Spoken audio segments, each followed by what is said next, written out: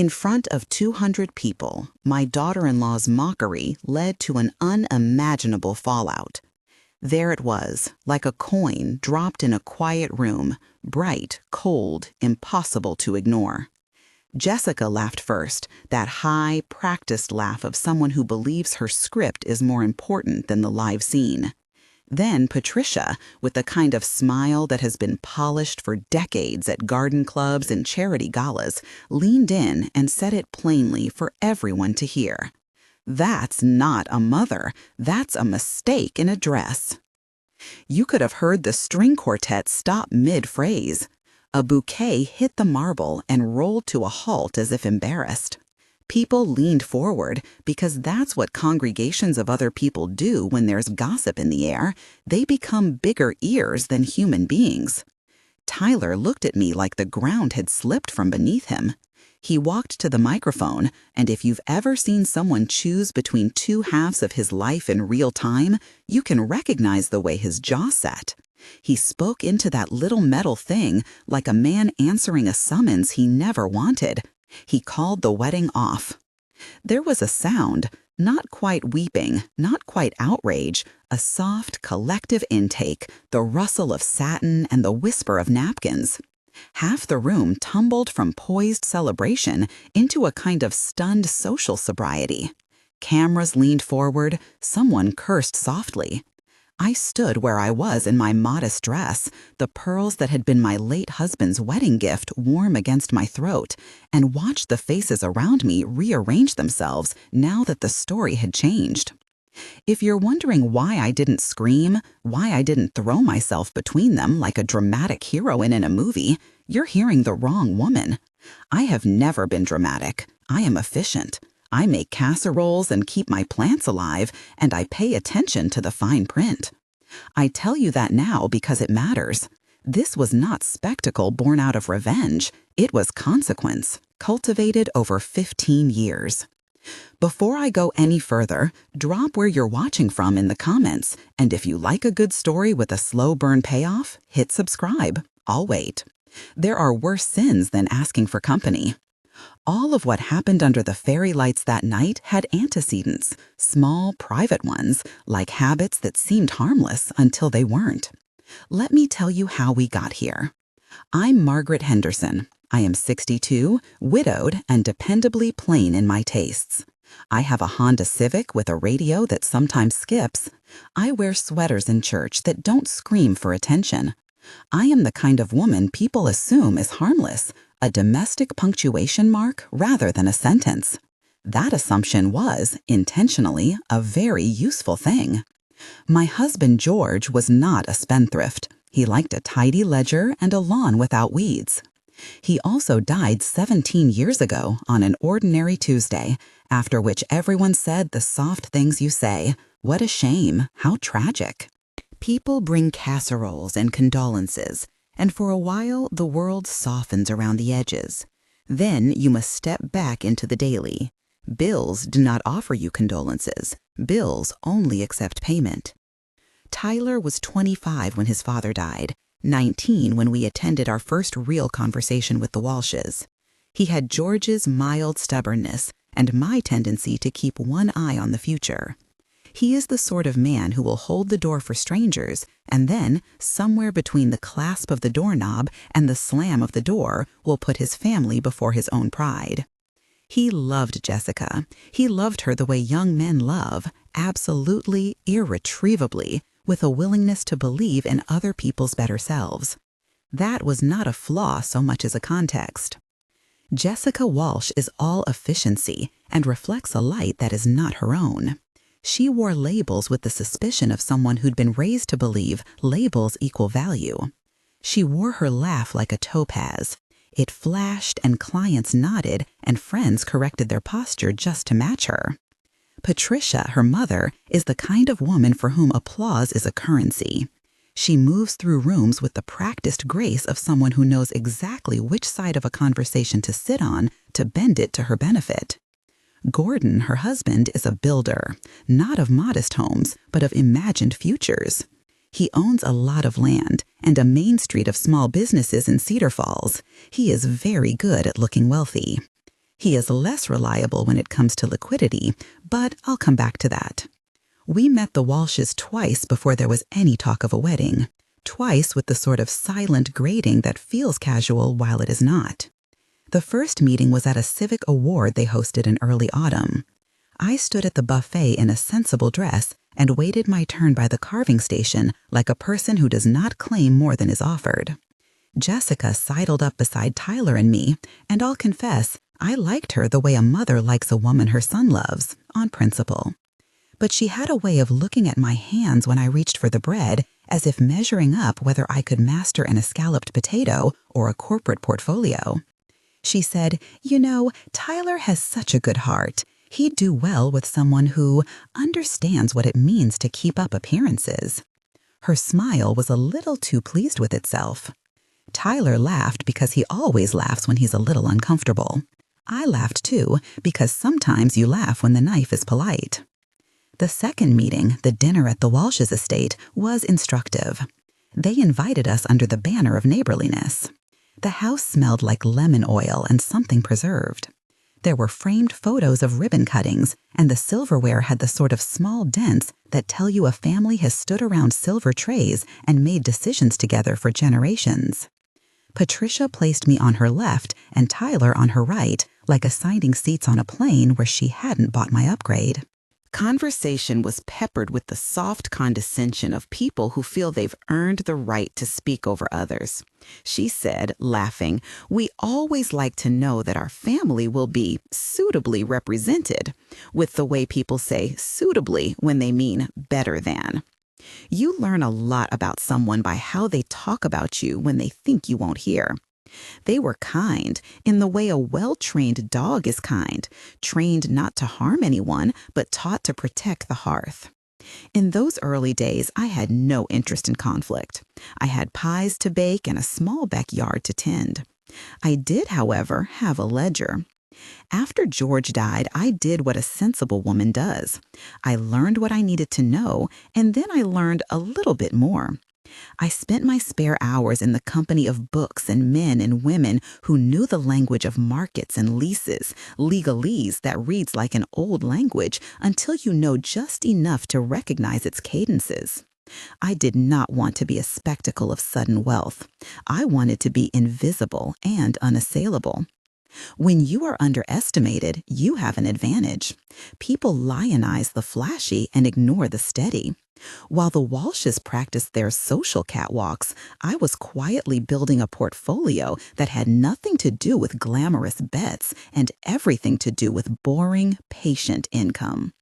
I bought a duplex in town from a woman who said she was tired of stairs. I bought a storefront that had been empty for a decade and rented it to a pharmacist who loved quiet hours. I learned to read municipal announcements like other people read recipes. When Tyler was small and scraped his knee, I bandaged him and booked him into piano lessons. When he was older and wanted a job, I told him to learn how to keep things. We are not people who thrive on spectacle. We thrive on delivery. I do not say this to impress you. I say it because context matters. If you have never been the woman who folds her financial life into small, repeatable tasks, you will not grasp how a quiet accumulation over time becomes a kind of power. It is not dramatic. It is not immediate. It is in the form of checks and tenancy agreements, of patient conversations with an accountant named Robert and an attorney named Sarah who never asked for my life story, only for my objectives. Make sure my son can exist with dignity, I said, and that was not an unreasonable request. They did their work, and I did mine. You should also understand Gordon's particular male certainty. He ran a family business that, to the casual observer, looked like an empire. He owned a row of properties and an interest in many of the conversations in Cedar Falls. The truth, which I discovered watching the right ledger at the right time, was that his capital was tied up in buildings he couldn't readily sell without losing face. He was house rich, cash poor, a phrase that suggests ostentation tethered to fragility. He liked making offers that presumed a flow of returns that, in truth, required leverage and timing he did not currently possess. He liked to tell Tyler that there would be opportunities if Tyler simply trusted the right people. "We can bring you in with a commission," he had said once in a tone that suggested paternal generosity rather than subordination. Tyler, bless him, heard the offer the way young men hear the siren of stability. I started looking into the Walsh holdings because I was curious and because pride, of my son, not of myself, demands a certain defense. Curiosity must be distinguished from intrusion. I was not trying to study their lives so I could trip them. I was trying to understand the future someone else had painted for my son. There are ways to look at a business's public filings and news coverage and come away with a pretty clear picture of where its strengths and its brittle places are. People who live loudly attract attention. People who live quietly can afford the time it takes to notice how that attention is moving.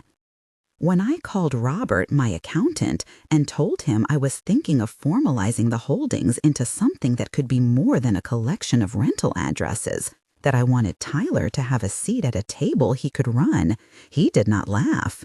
He said, "Make sure your paperwork is clean and that attorney Sarah looks it over. If we're making moves that matter, we make them legally so people cannot call it anything but what it is." That was Robert. No fireworks, no rhetoric. "Call Sarah," he said. "She'll put you where you need to be." So we did. We assembled what people in law offices called the structure, which is a euphemism for the clean scaffolding of ownership and liability. There is nothing romantic or particularly interesting about a well-placed LLC. It is a small, pragmatic fortress. We made sure Tyler would be involved. We made sure, with as much prosaic dignity as one can muster, that his name would appear where it mattered. I did not want to be dramatic. I wanted to be prepared. Now, if you are waiting for me to confess some cunning plan that reads like a novel, a forged check, an overheard secret, a private conversation leaked at an opportune moment, you will be disappointed. I am fond of structure because structure is boring, and because boring does not get headlines until the moment it becomes inconvenient for someone else. My moves were not glamorous. They were patient, they were lawful, they were, ultimately, effective because they were planned with professionals.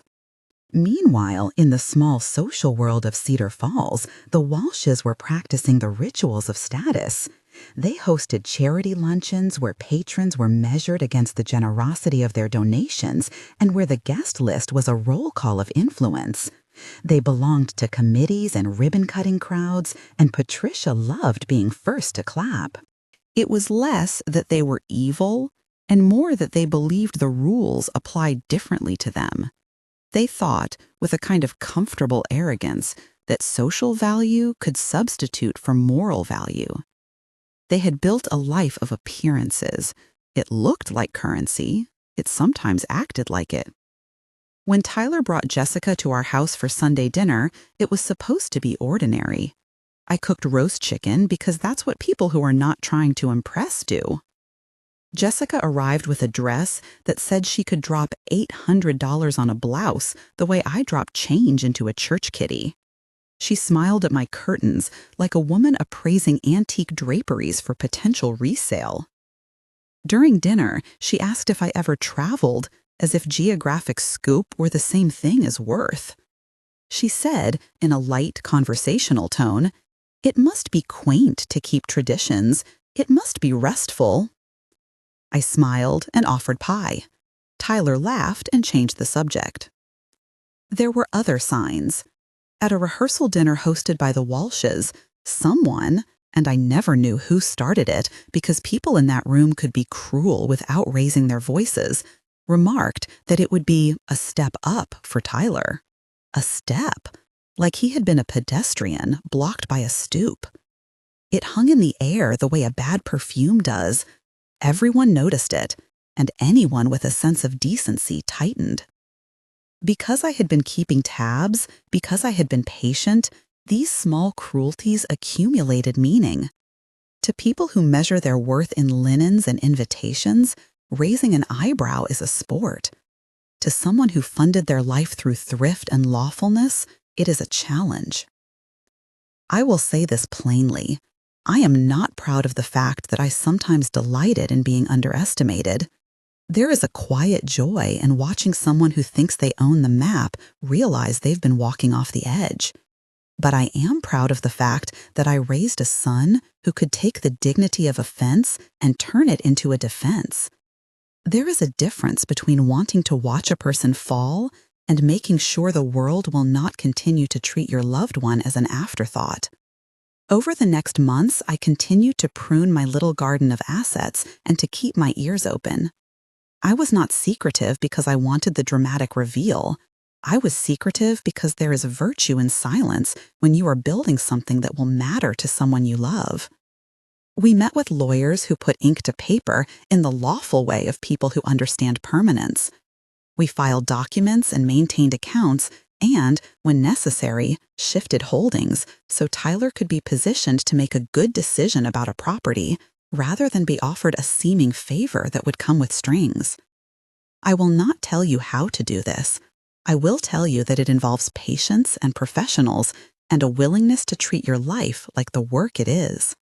When Gordon, in a conversation meant to sound paternal and generous, offered Tyler a position that was, in actuality, more a suggestion to be grateful than an opportunity to be fair, "We could find something for you," he said, with the tone of a man offering leftovers. Tyler, for the first time in our history as a small family, paused. I remember that pause. It was the kind of pause a person takes before deciding whether to remain on a path that requires them to kneel for permission. You could see the effect of the Walsh's style on the community. They were the kind of family that got the paper's feature spread, whose philanthropic checks came attached to a photo with a bronze plaque. They had influence, absolutely. They had also made bets on the future that depended on a few shaky assumptions. They assumed, for instance, that the planned medical center would go by way of a familiar bidder, and that their property holdings, conveniently placed, would pay dividends in municipal favor. They assumed a town runs on good intentions and the right connections. They weren't entirely wrong. They had those things, but they seemed startled that anyone might choose to sidestep their social currency with something less theatrical and more durable.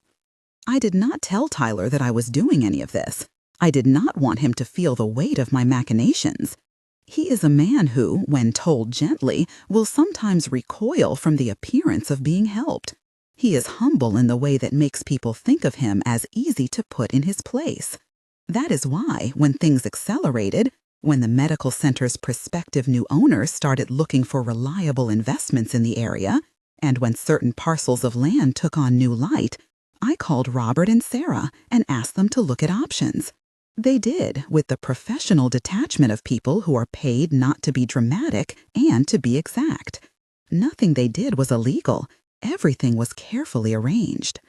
And then there was the rehearsal dinner.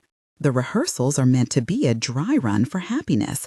They often serve instead as the place where people release rehearsed cruelty because they imagine their words will be confined to the inside of a room. That night, the Walshes were in full form. There were speeches that were jokes thinly disguised as wisdom, and the room filled with the sort of laughter that is more about social survival than amusement. Someone joked about a father of the bride speech, and Patricia smiled too widely. Dinner settled like a film curtain. We were in our roles, the polite guests, the hopeful families. The insult, the one that would be repeated like a bad chorus for weeks, was not said like a stab. It was tossed like an afterthought, the sort of careless cruelty that people who never lift boxes for a living make. Jessica, half playing and half possessing the stage, laughed and said, "Oh, Margaret, we need a photograph of you with the children so people don't think we just invited anybody." Patricia, leaning in for emphasis and certain she was being witty, said out loud, and with the kind of crystallized contempt that is learned over many years, "That's not a mother, that's a mistake in a dress." It landed like a slap because the laugh before it had made it worse. The rehearsal dinner emptied out into a town that would be humming with gossip for a week. I was not the only object of their scorn. A lot of people in Cedar Falls are accused of being less than their neighbors. We are a small town with big eyes, and people's small cruelties have large audiences. After that night, Tyler's face would sometimes cloud when the Walsh's name came up. He would say, defensively, they didn't mean it like that, and that to me was almost worse. He wanted to believe in their good intentions the way a man believes in a spring that may not exist because he needs water. My instinct was to protect him, not to punish the Walshes for their particular brand of cruelty. But protecting can take many forms. You can either shield what you love from the cold, or you can give it the tools to thrive in the cold. So we increased our vigilance. I did not rush. You cannot make consequence into something immediate without losing the legal and moral high ground. You must let consequence bloom from choices as deliberately as a garden you plant in winter for the sun of spring. I am not the kind of woman who goes to war with paint on her face. I take care, and I act. Over the following year, small things began to tilt. A developer mentioned the medical center plan at a breakfast meeting I happened to attend. I heard the word buyout, and I heard anchor tenant, and I felt, as any woman who had kept a ledger would, the momentum of a potential value shift. These are not quaint terms. When a town agrees to place a new center in a given parcel, what was once a sleepy street becomes a spine of commerce. Property values bend toward centers of utility, like iron filings to a magnet. I told myself nothing. I kept my hands busy with ordinary tasks, cooking, calls to Robert about the duplex roof, a friendly drop-in to the neighbor with the dog.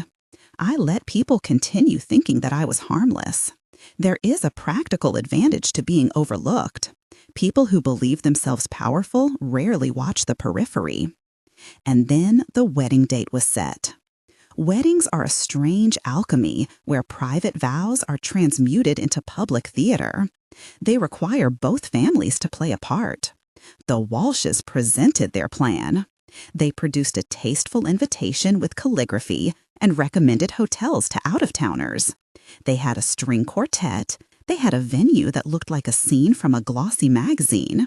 They had the social map arranged and the guest list vetted. They did not know how quickly the world can change when someone else holds a map. On the morning of the wedding, I fixed my hair in a style that was respectable and unflamboyant. I wore the pearls because they belonged to George and because it is useful to be anchored in the small rituals that tie you to those you have loved. Tyler held my hand and said quietly, "You don't have to be here, Mom, if—" He didn't finish because he knew my answer before he asked the question. I am not a woman who flees. The venue was a terrace cloaked in eucalyptus and soft light. There were candles that smelled faintly of citrus and tables dressed in linen the color of afternoon clouds. The air was warm, the kind of warm that presses memory into the present. I watched the room fill with faces, people who would be judging us in ways both petty and profound. I watched Jessica in her dress, and for a moment I felt what most mothers feel, the tug of wanting your son happy even as you notice the way someone else might use him.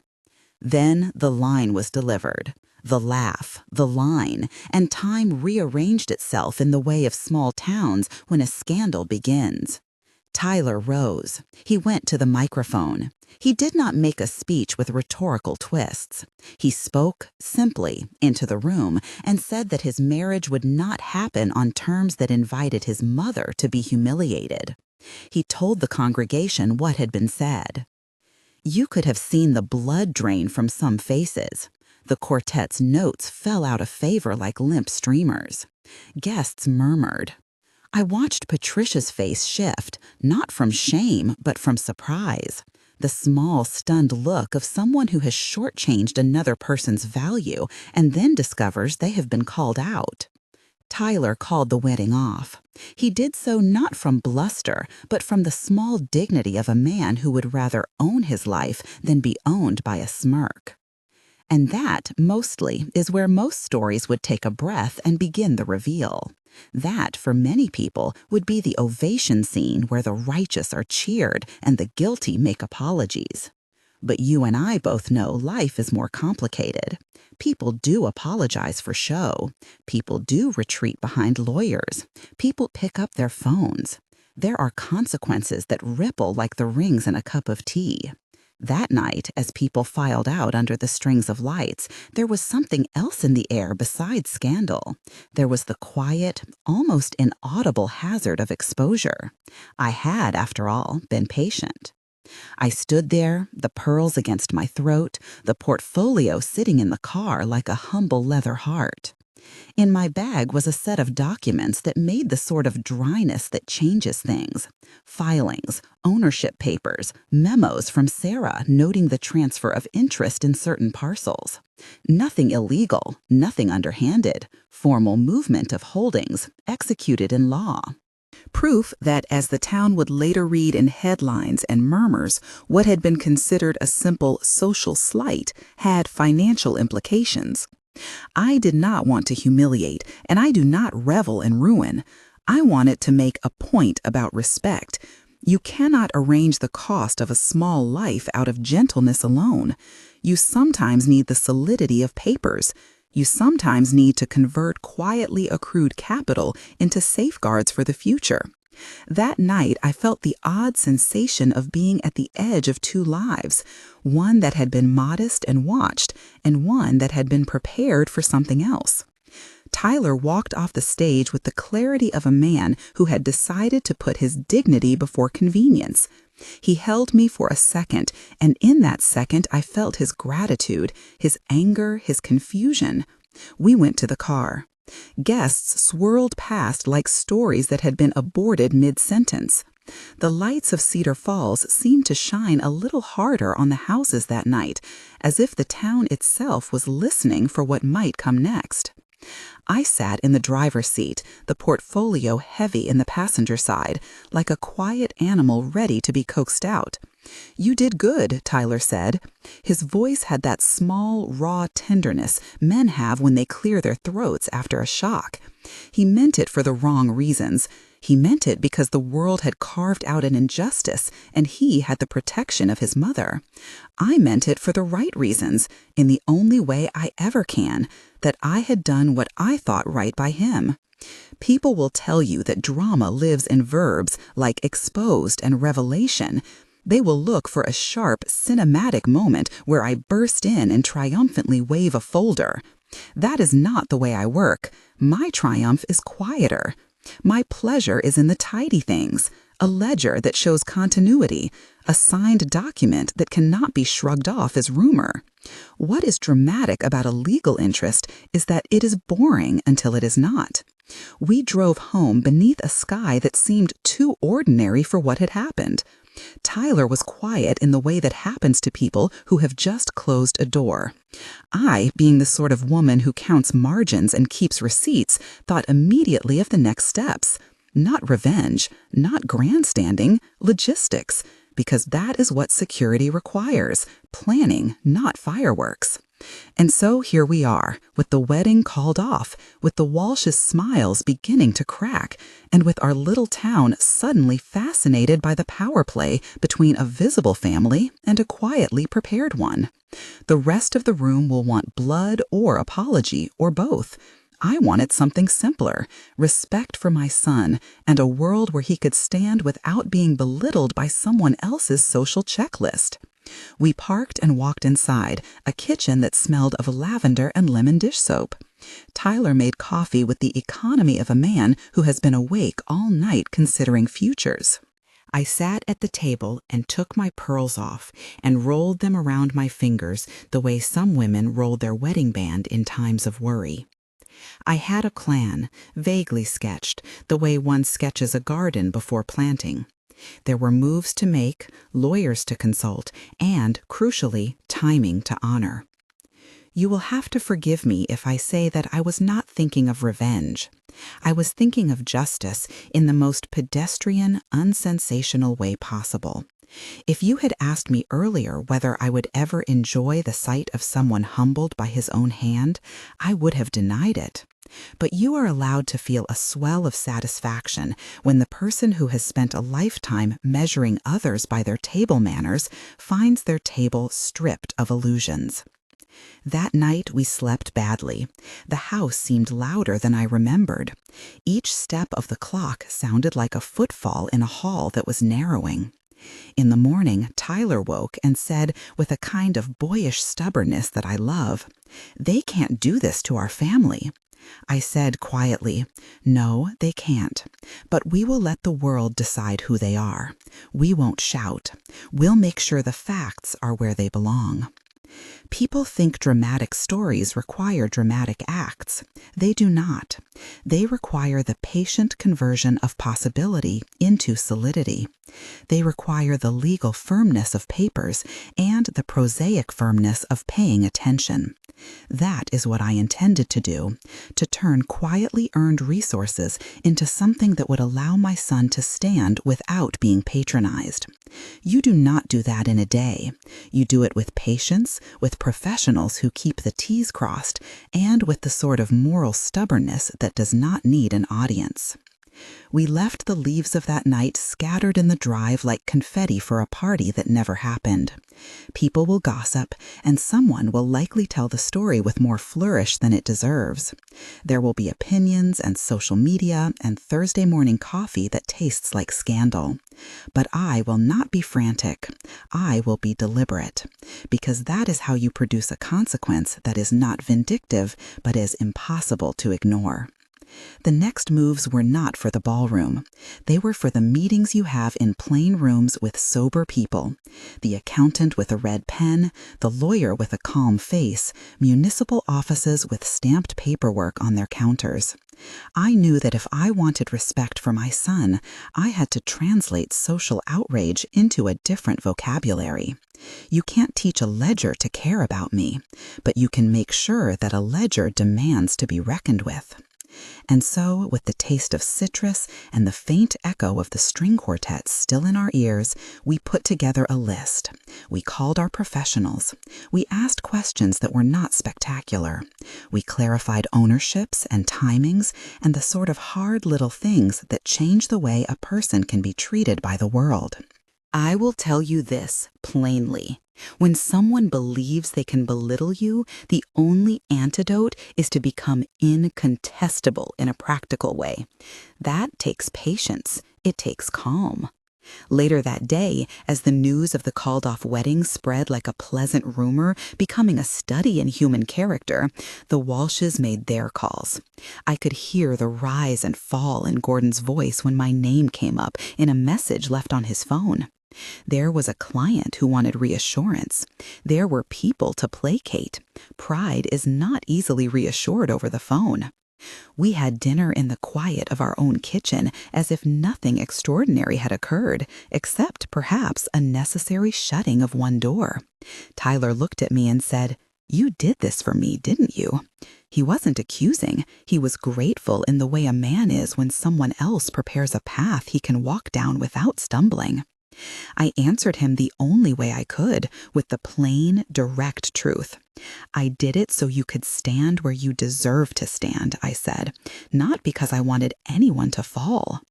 There was a long pause between us where time folded, the way it does when you realize you have done something irreversible but right. We both knew that the next days would be noisy. We both knew the town loved a story with clear villains. We also knew that there was a quieter, less theatrical kind of power that came from the way documents are signed and filed and enforced. That is what I trusted. When you are 62 and widowed, the idea of leaving a legacy is not a romance, it is a duty. My duty was simple, to secure my son's life from being traded for someone else's vanity. I was not aiming to ruin anyone. I was wanting him to breathe without being told that his mother was a decoration. That is all. Later in the week, calls started arriving. Not from our friends, they were steady, kind, and practical, but from the sorts of people whose livelihoods are entangled with the Walshes. Brokers who wanted reassurance, a manager of a shopping center who asked a few too many questions, an acquaintance who wondered if the wedding would be rescheduled. I sat on my porch and listened to the town do what towns do: convert private incidents into public currency. That is when the real consideration came into play. If you are going to do something, do it properly. So we did. We made the necessary appointments. We asked Sarah to draw the attention of the papers to the facts, not to the theatrics. We had Robert prepare financial outlines that described in sober language what we had done and why. There was no intention to gloat. There was only an intention to make the facts speak for themselves. We asked Sarah to draft a short, factual memo outlining the transfers and the timing. Robert prepared spreadsheets that read mute and formidable, rows of numbers that have the curious power of being boring and decisive at once. We requested a calm press statement, not a theatrical one, and we instructed Sarah to refuse any invitations to sensationalize. We want the records to be the headline, she said. Let the contracts do the talking. That is what professionals do when they are given permission to be exact. They turn heat into proof and leave fury to others.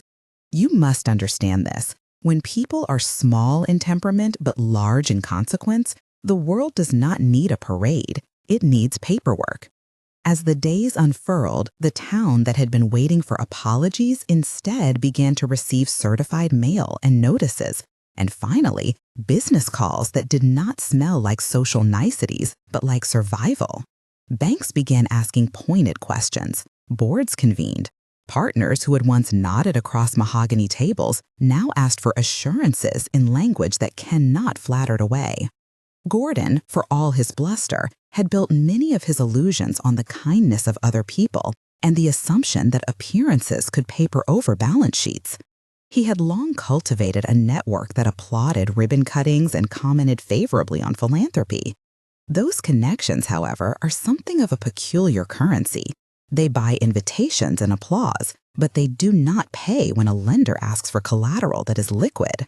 When the prospective buyers of the medical center asked for proof of contiguous holdings and immediate options, the Walshes discovered that some of their claims were more aspirational than real, and that the town's shifting interest favored whoever held indisputable title and cash flow. I watched this unfold not with the glee of a revenge novel might suggest, but with the pragmatic calm of someone seeing cause and effect. A manager of a regional farm called our number and asked to meet about a parcel on Main Street that had suddenly become interesting. He wanted to know who controlled the options. He wanted to see title commitments. He was not rude. He was simply practical. He wanted to know whether a deal could close and at what pace. We produced signed documents and clear chains of title. They were, by then, printed and bound and legal-looking in ways that made even me feel a shade of respect for bureaucracy. The next week, while the town still buzzed with conversation about the called-off wedding, headlines started to look different. At first, they were gossip columns full of conjecture. Then they were municipal notices, then legal filings, and then, quietly, without fanfare, notices of pending transfer. The Walshes received calls from people who had once lined up eagerly for their endorsements. Those people were suddenly interested in risk assessment. They wanted reassurances lodged in the ledger rather than smiles at cocktail parties. A couple of lenders began to restructure offers, and a potential partnership that had been under discussion for months quietly evaporated when the other party decided it wanted no part of shifting ownership. I watched this unfold not with the glee a revenge novel might suggest, but with the pragmatic calm of someone seeing cause and effect. A manager of a regional firm called our number and asked to meet about a parcel on Main Street that had suddenly become interesting. He wanted to know who controlled the options. He wanted to see title commitments. He was not rude. He was simply practical.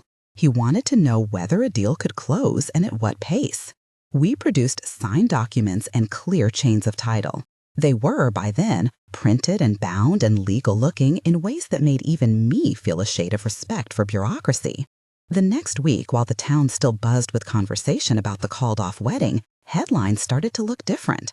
At first, they were gossip columns full of conjecture. Then they were municipal notices, then legal filings, and then, quietly, without fanfare, notices of pending transfer. The Walshes received calls from people who had once lined up eagerly for their endorsements. Those people were suddenly interested in risk assessment. They wanted reassurances lodged in the ledger rather than smiles at cocktail parties. A couple of lenders began to restructure offers, and a potential partnership that had been under discussion for months quietly evaporated when the other party decided it wanted no part of shifting ownership. Patricia, who had long been the town's mistress of ceremonies, found herself hearing fewer invitations. That is the odd thing about small-town influence. It is as fickle as weather. One day you are on a committee, the next you are an anecdote. Men and women who had once smiled beside her at fundraisers now booked their calendars with other priorities. A few acquaintances sent perfunctory notes meant to soothe, many sent none at all. Social ostracism is not dramatic when you watch it close up. It is incremental and oddly effective. It works the way a slow leak does on a proud tire. There was one moment I did not anticipate, which is the small mercy of real life. A granddaughter of an old neighbor, a woman I had taught to knit years before, stopped me on the sidewalk and squeezed my hand. "You always made the best lemon bars," she said with absolute seriousness. I laughed then, partly because of the absurdity of it, and partly because it felt like someone reclaiming a private truth, that the things that sustain life are often domestic and small and easily underestimated by people who think only in headlines. Genuine consequences began to accumulate. Reynolds, a developer who had been considering the medical center, wrote to the municipal board requesting a pause for additional due diligence. That pause is not a small thing for a project. Timing matters, momentum matters, and in that moment, the momentum shifted. When purchases are contingent on timing and good faith commitments, a question about title or liquidity can turn an optimistic plan into a stalled one. We were not harassing anyone. We were simply holding the records up to the light so the town could see where leverage lay. It did not take foreign press to make the situation uncomfortable for the Walshes. It took neighbors asking pointed questions. "Do you have a current lien release?" someone asked at a garden club meeting in front of a circle that had once included Patricia. The question was not cruel, it was prudent. If you have ever run a business, you know the dull terror that rises when partners begin to ask uncomfortable details. I had seen that look many times in my life, on people who believed money couldn't ask back, and watching it on Gordon's face was not satisfying. It was instructive. There were also kinder scenes. Tyler received texts from friends he had not heard from since he was a teenager. People who prize decency called to say they agreed with his decision. A pastor from our church sent a note, "Standing with you both." That meant more perhaps than the gossip columns, because it was the reminder that communities contain people who will choose principle over spectacle. At the same time, our quiet legal moves began to be read by the town as a powerful rebuke better suited to the ledger than the stage. The real business of consequence is slow and administrative. We did things in meetings with coffee and binder clips. We had to sign documents again, make sure insurance policies were intact, and satisfy a host of procedural curiosities that present themselves when interested parties begin to bargain seriously for a parcel that will anchor future commerce. When we presented evidence of our interest to the Developers Council, it was matter of fact. They nodded. They then began to model projections in a way that factored in our holdings. Those projections are not violent things. They are the quiet mathematics that change who sits at negotiation tables. Meanwhile, Gordon and Patricia moved into a defensive mode that I had observed in many people who feel cornered. They engaged a PR consultant who recommended a public statement filled with regret and an appeal to privacy. They made appearances at charity events to show continuity, but the crowd felt less certain under the applause. It is difficult to perform solidity when creditors are asking to be paid in ways that are not rhetorical. Their real estate manager, an earnest young man named Vance, started having increasingly urgent conversations with lenders about refinancing. Those conversations, in our town anecdote, are what start the dominoes. Inevitably, small-town rumor met municipal reality. A board that had been considering granting approvals for a commercial variance received a letter from a lender expressing concerns about incoming debt service. The approval was pushed to another session. That is how a domino falls, quietly, with papers and polite motions, until a project loses credibility. This is the sort of thing that is rarely told with relish in novels because it lacks theatrical flourish. But the practical truth is that deals relying on momentum and certainty. Remove those, and arrangements begin to fray. You will ask whether I felt remorse as I watched the Walshes contort to preserve image. The honest answer is complicated. I felt a tenderness for Tyler, immense and uncomplicated. I felt sorrow for the fact that someone so invested in social applause might lose stature. I felt, too, a measure of tired satisfaction, like a person who tends a garden and watches it finally bloom. I did not delight in humiliation. I felt justified in protecting what I loved. The town's response contained more than one surprise. Some people admired what we had done and privately commended us for securing Tyler's future. Others were openly critical. Some labeled us as social climbers now that we had entered a different kind of economy. I suppose that is human nature. When roles change, labels follow. But in the end, the record remained the record. The papers showed what they showed. The contracts were what they were. One cannot argue with a signed deed in the same way one argues with a sharp remark. In private, there were gentle victories. The duplex I had bought years earlier received an overdue roof repair, paid for out of a reserve fund I had maintained for exactly such eventualities. I watched tenants who had lived there for years smile at shingles that no longer leaked. I fixed the creaky step on Mrs. Evans' porch because the sort of world I was making for Tyler could also make small repairs possible for neighbors who needed them. There is dignity in these things, a sense that competence can be translated into kindness. That was, for me, the sweetest part of anything that followed. Tyler turned into work with an earnestness that was quiet and precise. He met with managers and learned the mechanical language of tenancy agreements and maintenance budgets. He surprised me with his appetite for the prosaic tasks of business: inventory reviews, tenant surveys, scheduling contractors. He was not showy about his learning. He simply absorbed it. The boy who once spent an afternoon fixing a neighbor's lawnmower now sat beside me in meetings with developers discussing timelines. He grew into the role not because I forced him, but because he saw that dignity requires competence. We formed Henderson Investment Properties into a proper entity with a small professional office above the storefront we had rented to the pharmacist. At first, it was Tyler, myself, Robert, and a part-time manager named Elise who had a talent for tenant relations. We rented a modest conference table and bought matching notebooks because it was important, for once, to look the part we had quietly secured. I learned to enjoy the small rituals of work, putting a fresh cup of coffee on the table, sliding documents across, smiling at the way a meeting with purpose can steady a person. Publicly, the Walshes attempted a recovery trajectory. They hired new advisors, they arranged appearances, but the town has a longer memory than many people expect. There will always be people eager to forgive, provided the forgiveness presents itself in the correct social currency. In their case, some doors remained open and others closed.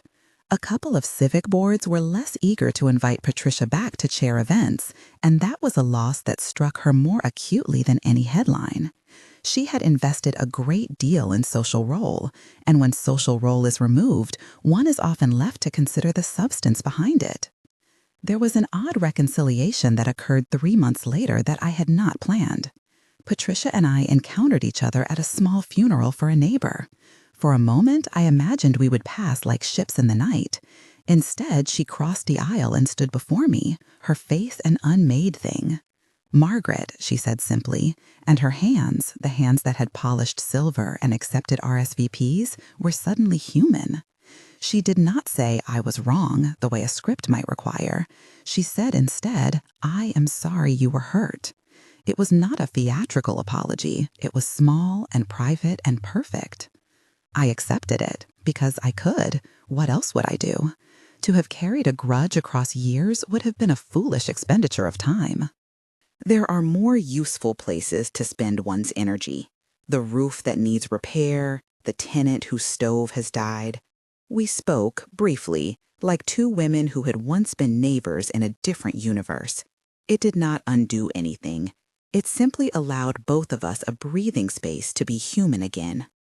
Financially, the most visible change came when a developer offered to purchase a strip of properties that included a parcel in which Henderson Investment Properties had taken a formal interest.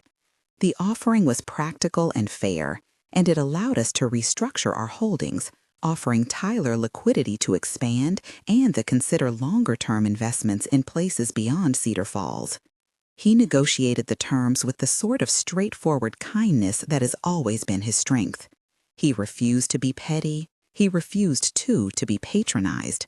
He used what he had learned, the boring, patient learning of ledgers and leases, to secure a future that did not depend on the approval of others. The Walshes eventually sold a portion of their holdings to cover obligations and to recalibrate their business. It is worth noting that selling property is not ruin in the cinematic sense.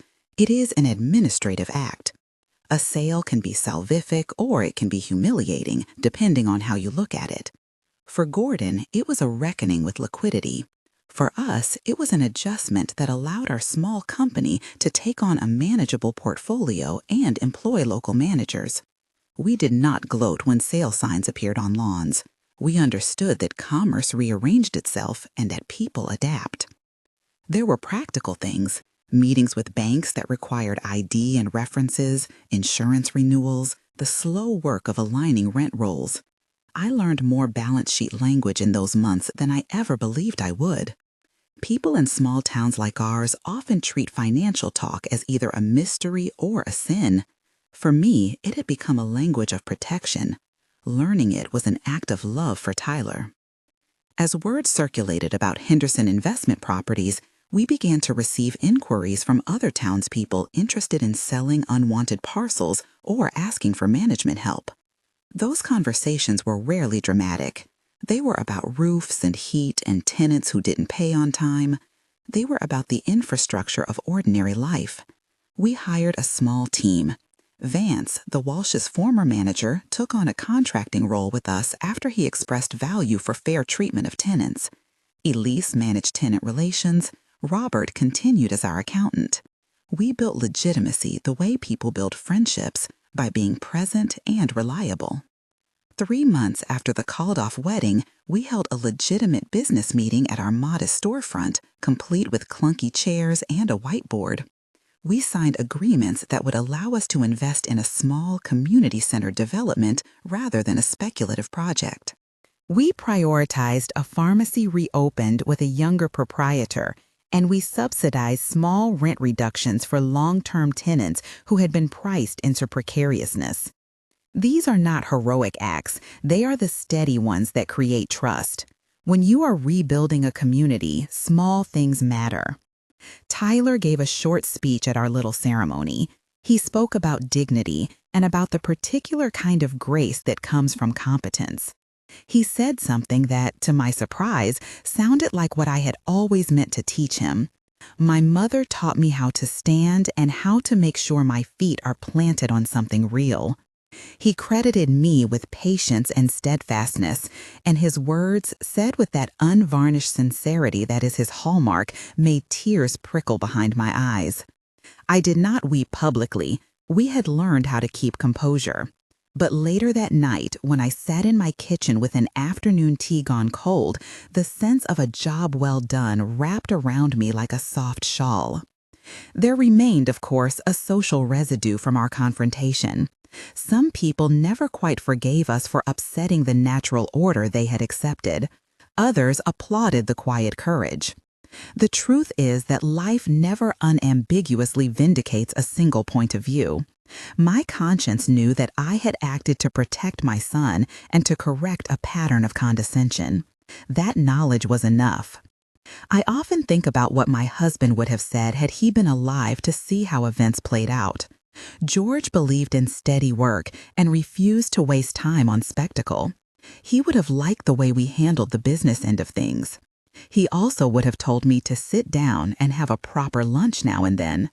I smiled at the memory of him scolding me for missing a meal because I had been composing a list of properties. Memory is a funny ally. It permits us to walk backward sometimes and pick up the lesson we left behind. There is a modest, inevitable epilogue to most dramas, the rebuilding of ordinary life. After the immediate press died down and the filing settled into the municipal record, a kind of normalcy returned.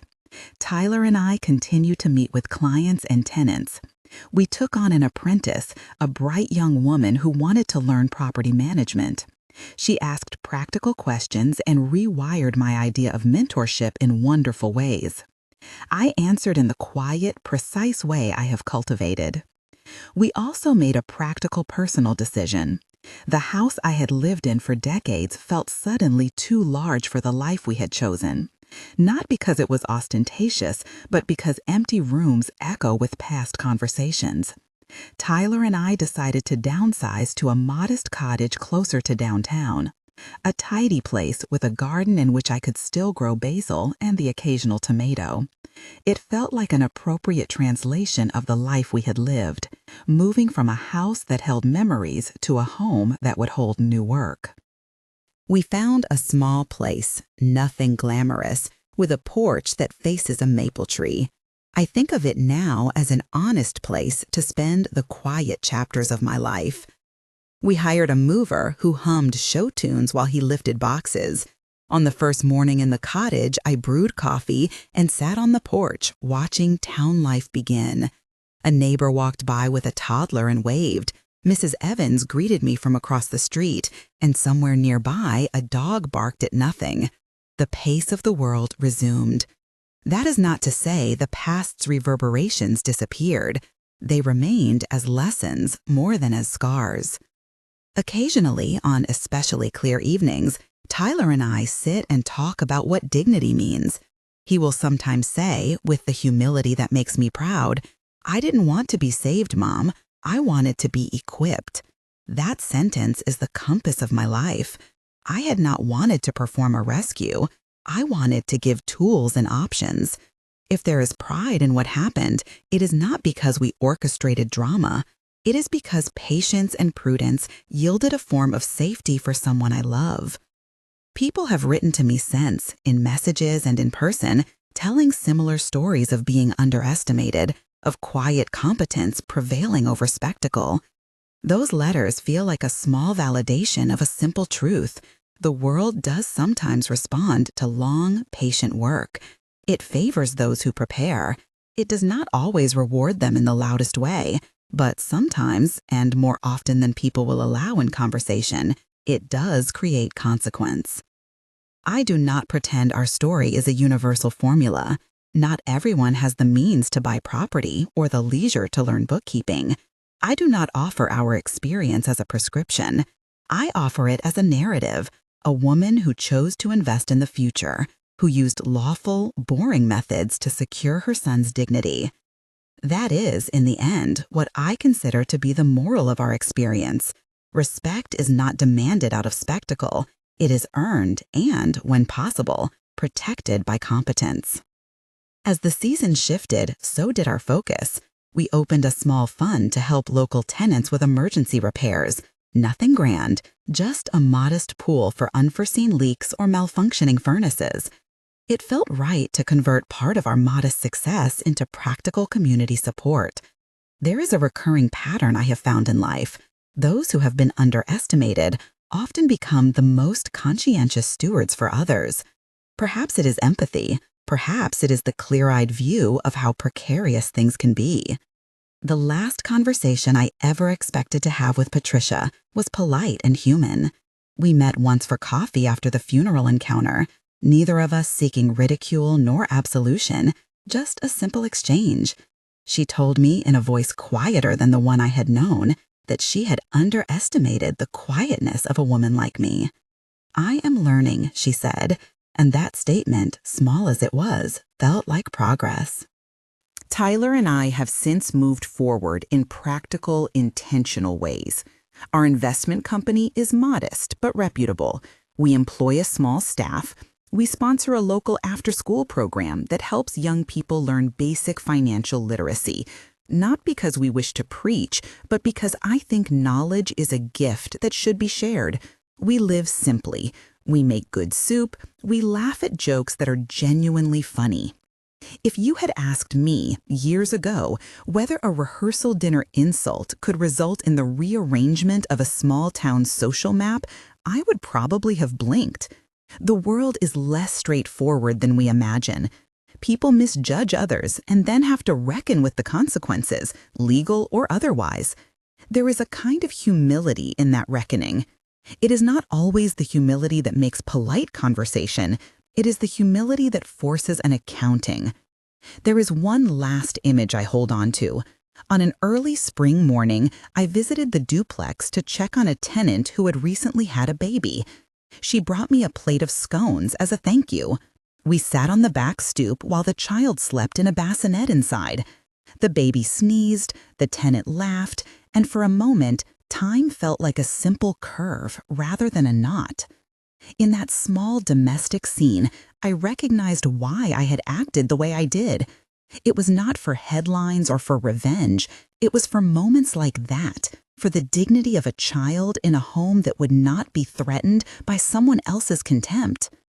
If you are watching this and have been underestimated or publicly humiliated, I do not pretend to offer a simple remedy. I know how humiliating a laugh can be when it is meant to wound. But I will say something I believe with the quiet conviction that has guided my steps. Build what you can in small, steady ways. Consult people who are trained to help. Protect what matters with lawful, patient measures. You need not be theatrical to be effective. Practically minded action can be the most disarming kind of justice there is. If this story resonated with you, tell me. Have you ever been underestimated and quietly surprised someone? Share your experience below. If you enjoy stories about ordinary people doing the patient work of changing their lives, subscribe and share this with someone who likes slow-burning payoffs. I read many of the comments and I learn from them. For now, the strings of lights that once framed a night of humiliation hang elsewhere, and our lives have moved on into rooms filled with better-built shelves and sturdier chairs. Tyler calls me sometimes after meetings and asks if I want to join him for a walk. I take my cardigan and my sensible shoes and go.